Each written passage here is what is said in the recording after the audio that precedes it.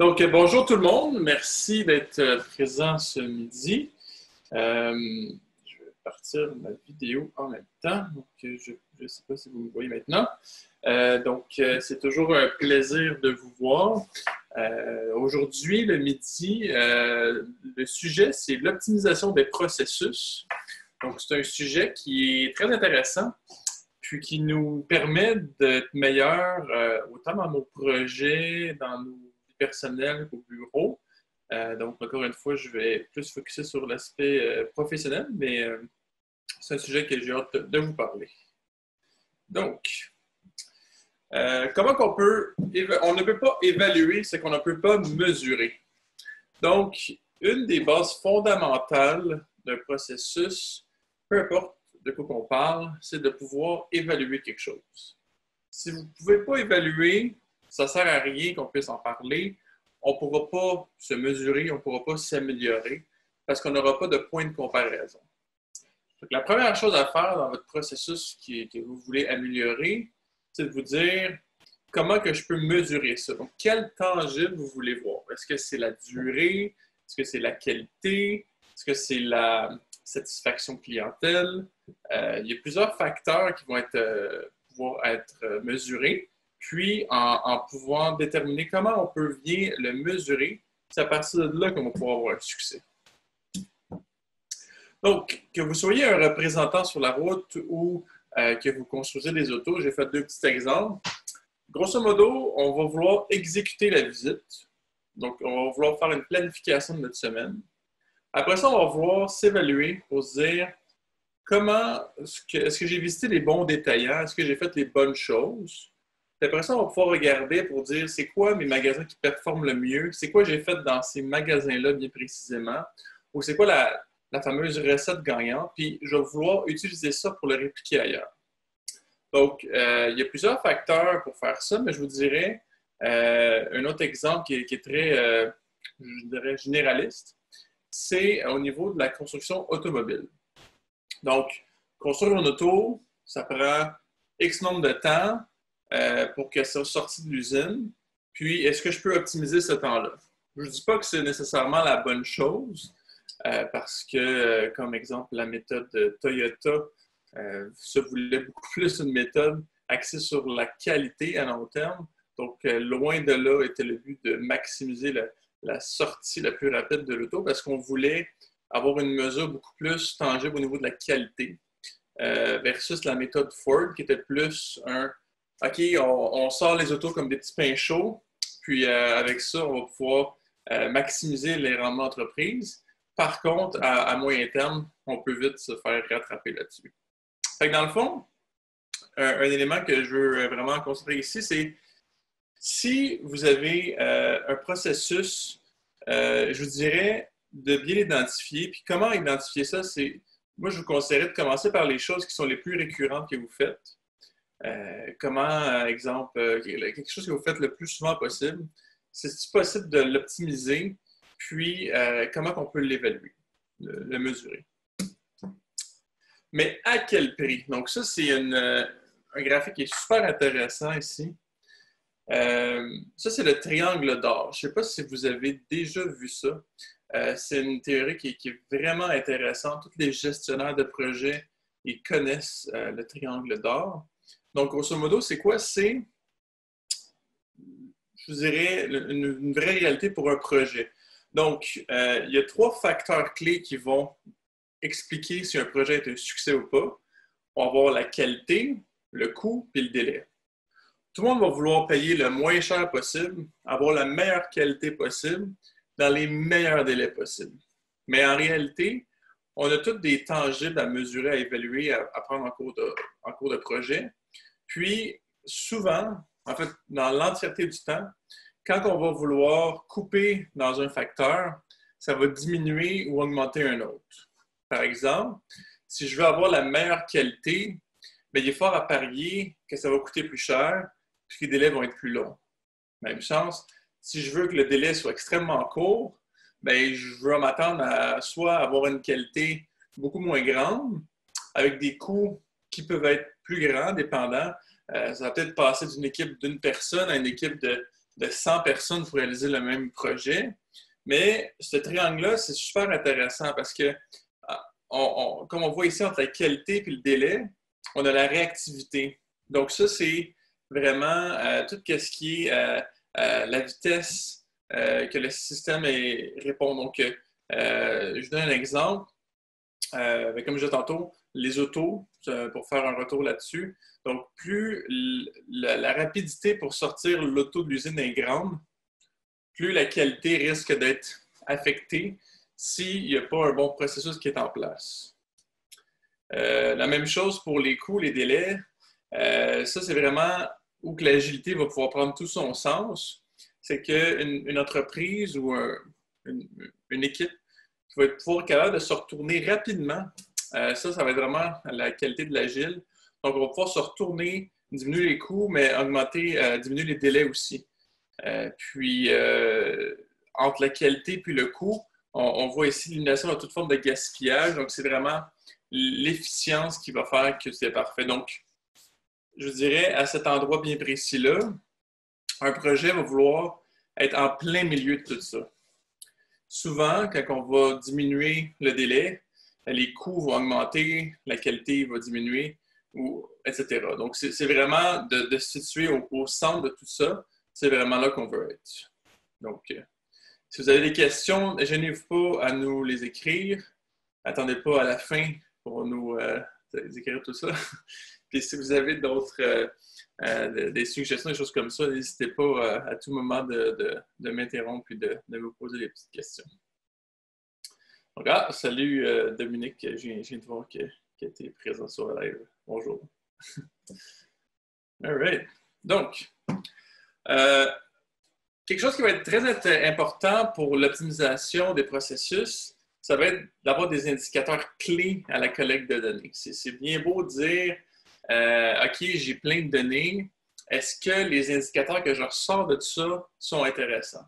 Donc, est-ce que ça va vraiment être des indicateurs qui vont être clés? Il y a plein de sites web qui parlent de ça. On peut aussi vous aider, si jamais vous avez des questions à ce niveau-là, à identifier les bons indicateurs de rendement. À partir de ça, on va pouvoir les analyser. Puis quand on va avoir déterminé vraiment c'est quoi les bons indicateurs, puis est-ce que ça fit avec votre problématique, à ce moment-là, c'est vraiment de se créer un tableau de bord. Il y a plusieurs choses qui vont être prises en ligne de compte, mais à travers tout ça, qu'est-ce qu'on va vouloir sortir du tableau de bord? Ça va être de faire des décisions en prenant en compte tous les indicateurs qui sont dans le tableau de bord. Donc, c'est vraiment d'avoir tous les indicateurs en main puis de prendre des décisions. Un facteur qui va être important, ça va être la durée. Donc, à partir de quel moment j'ai les données, à partir de quel moment je prends mes décisions. Plus on est capable de réduire ce délai-là, le temps entre les deux, à ce moment-là, plus on va être capable d'être efficace. Donc, je ne sais pas, si vous avez dans votre entreprise un système comptable avec certaines données, après ça, vous avez un système CRM pour d'autres données. Vous avez une autre donnée dans, je ne sais pas, dans les cellulaires de vos employés. Puis que extraire l'information, ça se fait manuellement d'un système à l'autre.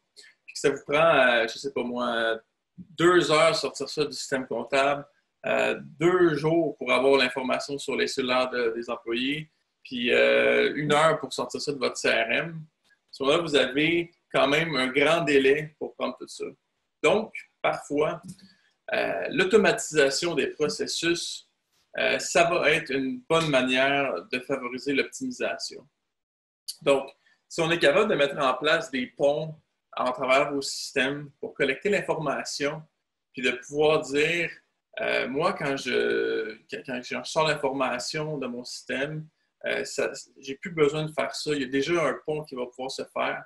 Donc, tout ce qui est connecté vos systèmes entre eux, ça va pouvoir réduire le délai à travers l'extraction de données, puis pouvoir avoir des prises de décision beaucoup plus rapides. Puis c'est vraiment ça qu'on veut tendre, c'est de pouvoir se mesurer idéalement en temps réel.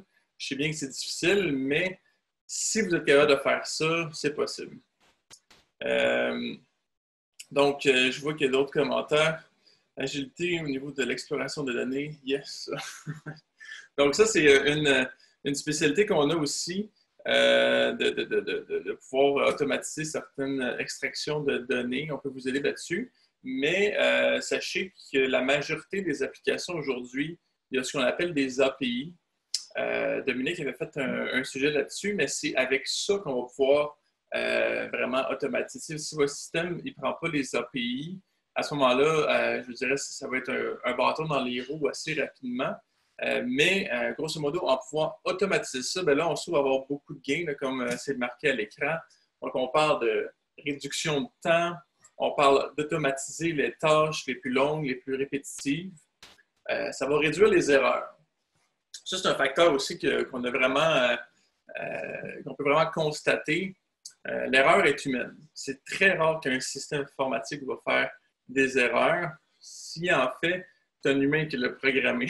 J'aime ça dire ça, mais c'est une manière un peu de dire que plus l'information rentre dans un système de manière uniforme, donc à ce moment-là, les exceptions vont être beaucoup plus rares. Il va sûrement y en avoir, ça va sûrement arriver à un moment donné, mais ça va être quelque chose qui va être beaucoup plus rare qu'une information qui va avoir été extraite par un humain, manipulée par un humain, importée par un humain. Il y a beaucoup de manipulation, donc nécessairement, quand on dit le mot manipulation, ça sonne beaucoup comme un mot erreur, support, délai, etc. Un autre facteur qui va être super important dans l'automatisation ou dans l'amélioration de tous les processus, vraiment, ça va être la satisfaction client. La satisfaction, en fait, pas juste du client, de l'équipe, de tout le monde en général, parce qu'on est capable de vraiment tangiblement nous dire, moi, je suis à un point A présentement, j'ai une efficacité de X, puis mon objectif, c'est de me rendre à une efficacité de Y. Donc, qu'est-ce que je vais faire concrètement pour y arriver? Puis, à travers toutes les décisions qu'on va prendre, on va pouvoir être capable de se mesurer. Donc, ça va confirmer si les décisions qu'on prend sont bonnes. Puis, par la suite, on va pouvoir dire, à partir des décisions qu'on a prises, ceux qui étaient bonnes, ceux qui étaient moins bonnes, on va pouvoir vraiment s'aligner et atteindre notre objectif au niveau de l'optimisation des processus. Finalement, ça va aussi améliorer le flow. Donc, on va avoir quelque chose de beaucoup plus constant. Ça va être une efficacité. C'est juste plus simple quand ça roule bien, quand les choses vont bien. Puis, c'est à travers plusieurs facteurs qu'on va pouvoir améliorer les processus de l'entreprise. Donc, les processus, c'est super bien. Il y a plusieurs choses qu'on peut automatiser, qu'on peut améliorer, mais souvent, l'innovation va être un facteur clé dans l'amélioration des processus. On a beau avoir la meilleure automobile qu'on a, si on veut se différencier puis aller dans un autre secteur ou aller vraiment vers des parts de marché d'un autre constructeur, ça va passer par l'innovation. On a juste, je disais ce matin encore, Elon Musk qui est rendu le 4e plus riche au monde. Il a vraiment fait un exploit phénoménal dans plusieurs sphères, dans plusieurs industries. On peut regarder Tesla. Il a vraiment révolutionné le monde de l'industrie automobile qui s'était beaucoup assis sur le laurier, il faut dire. Donc, lui, il a dit, je vais rendre les autos électriques abordables. Au début, on regardait les autos qui sortaient, puis c'est vraiment quelque chose qui était dispendieux. Mais il est en train de faire mentir toutes les personnes qui pensaient que ça ne pourrait être vrai.